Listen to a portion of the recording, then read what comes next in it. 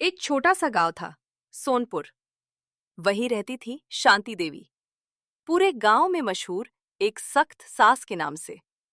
लोग कहते थे उनकी बहू की जिंदगी आसान नहीं हो सकती।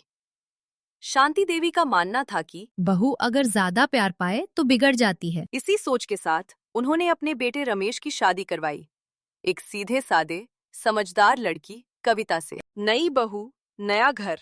कविता जब पहली बार ससुराल आई तो उसने मन में ठान लिया था, इस घर को अपना घर बनाऊंगी, चाहे कितना भी समय लगे। पहले ही दिन सुबह कविता जल्दी उठी, झाड़ू पोछा किया और रसोई में जाकर सास के लिए चाय बनाई।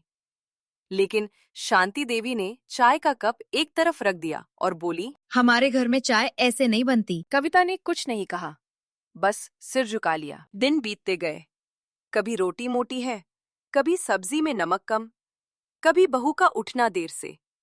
शांति देवी हर बात में कमी निकालती।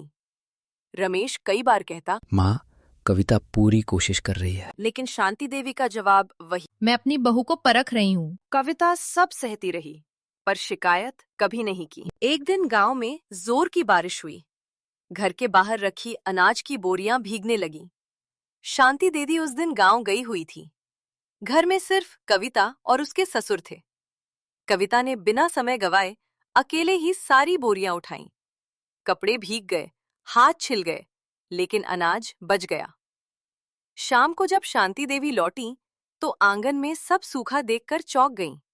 उसी रात किसी ने शांति देवी के कान भर दिए। आपकी बहू दिन भर फोन पर लगी रहती है। शांति देवी को गुस्सा आ गया। अगले दिन उन्होंने कविता को सबके सामने डांट दिया।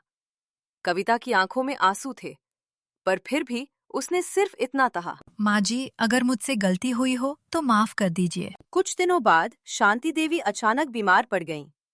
पूरी रात कविता उनके पास बैठी रही।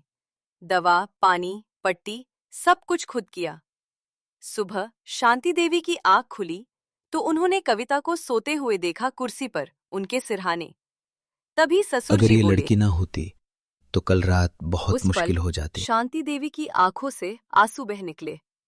शांति देवी ने कविता का हाथ पकड़ा मैं तुझे और कहा, परखती रही और तू हर दिन मुझे माँ समझती रही।